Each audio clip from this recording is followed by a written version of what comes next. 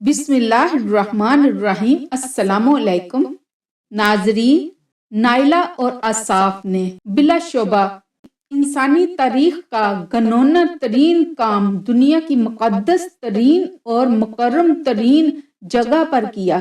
اسلام کی آمد سے قبل عہد جاہلیت میں اصاف نامی ایک شخص تھا جو کہ قبیلہ بنی جرہم کا ایک نوجوان تھا، جبکہ نائلہ بنت زید کا تعلق بھی اسی قبیلے جرہم سے تھا۔ قبیلہ جرہم وہ قبیلہ ہے جو سب سے پہلے مکہ میں آ کر آباد ہونے والے قبائل میں سے ایک ہے۔ تاریخ میں مذکور ہے کہ نائلہ بنت زید ایک حسین عورت تھی جو نیم عریاں لباس میں اپنے حسن کی نمائش کرتی تھی اور اسی حالت میں وہ طواف بھی کیا کرتی تھی۔ اسے نیم عریاں حالت میں دیکھنے کے لیے اس کے ساتھ ساتھ نوجوان چلا کرتے تھے۔ انہی شیدائیوں میں ایک نوجوان سردار اصاف بن باغی تھا۔ اصاف دوران طواف ایک دن بے خود ہو کر دست درازی سے بھی آگے بڑھ گیا۔ تاریخ عرب میں ذکر ہے کہ ایک بار نائلہ اور اصاف اس حالت میں خانہ کعبہ کی حدود میں داخل ہوئے کہ وہاں کوئی اور آدمی موجود نہیں تھا۔ اس تنہائی کا فائدہ اٹھاتے ہوئے وہ دونوں بہک گئے اور خانہ خدا میں بدفعلی کا ارتکاب کیا۔ حرمت کعبہ کو یوں پامال کرنے پر ان دونوں پر اللہ کا فوری قہر نازل ہوا اور وہ دونوں پتھر کے ہو گئے۔ محترم ناظرین، عہد جاہلیت میں لوگوں کی ذہنی حالت کا اندازہ اس بات سے آپ لگا سکتے ہیں کہ بنی جرہم کے لوگ شراب پیتے تھے اور بدمست ہوتے تھے۔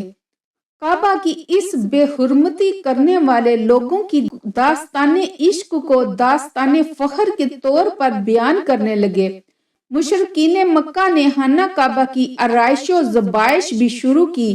کعبہ کی دیواروں پر عمارت کے اندر قسم قسم کی تصویریں اور بت بنائے گئے جن میں فرشتے بھی تھے اور مختلف انبیاء کے ساتھ ساتھ حضرت ابراہیم علیہ السلام اور حضرت اسماعیل علیہ السلام کی بھی تصویریں بنائی گئیں۔ اس کے علاوہ خانہ کعبہ میں 360 بت بھی رکھے گئے جو تمام قبائل کے تھے۔ ان بتوں میں نائلہ اور اصاف کے مرنے کے بعد کے بت بھی شامل تھے اور انہیں بنو جرہم نے عشق و محبت کا مظہر قرار دے کر ان کی پرستش شروع کر دی۔ یہ بت جائے زمزم کے کنارے نصب تھے۔ بعد ازاں بت پرستوں نے ان بتوں کو اٹھا کر صفا مروہ کی دونوں پہاڑیوں کے درمیان رکھ دیا اور ان دونوں بتوں کی باقاعدہ پوجا ہونے لگی۔ پھر جب اللہ تعالیٰ کے فضل سے عرب میں اسلام پھیلنا شروع ہوا تو مسلمان اصاف اور نائلہ دونوں بتوں کی وجہ سے ان دونوں پہاڑوں پر جانے کو گناہ سمجھنے لگے۔ اس وقت اللہ تعالیٰ نے قرآن مجید میں یہ حکم نازل فرمایا کہ صفا و مروہ کے طواف اور دونوں کی زیارت میں کوئی حرج اور گناہ نہیں ہے، بلکہ حج اور عمرہ دونوں عبادتوں میں صفا و مروہ کی سعی کو لازم قرار دیا گیا۔ فتح مکہ کے روز حضور نبی کرم صلی اللہ علیہ وآلہ وسلم نے ان دونوں پہاڑوں پر سے اصاف اور نائلہ دونوں بتوں کو توڑ پھوڑ کر نیست و نابود کر دیا اور ان دونوں پہاڑوں کو حسب دستور سابق مقدس و معظم قرار دے کر ان دونوں کا طواف حج و عمرہ میں ضروری قرار دے دیا۔ انسانی شکل کے ان دو بتوں کے علاوہ حضور صلی اللہ علیہ وآلہ وسلم نے فتح مکہ کے موقع پر تمام تر بت بھی گرا دیے۔ رسول اللہ صلی اللہ علیہ وآلہ وسلم اس فتح کی تکمیل کے بعد کعبہ میں داخل ہوئے اور طواف کے بعد اپنی کمان سے وہاں موجود بتوں کو نشانہ بنانے لگے۔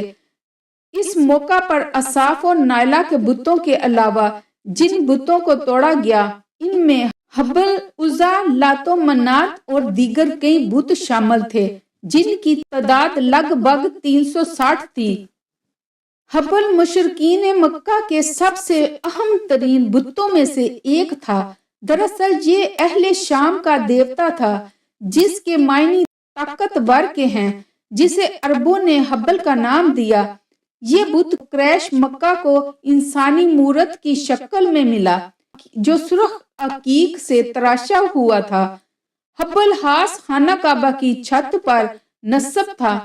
اسی طرح عزا بھی مکہ سے چند میل دور وادی نہلہ میں کیکر کے ایک درخت کے نیچے نصب تھا، جبکہ خانہ کعبہ میں بھی عزا کا ایک نمائشی بت رکھا ہوا تھا جسے فتح مکہ کے وقت توڑا گیا، جبکہ وادی نہلہ میں عزا کے اصل بت کو توڑنے کے لیے حضرت خالد بن ولید رضی اللہ تعالی عنہ کو بھیجا گیا تھا۔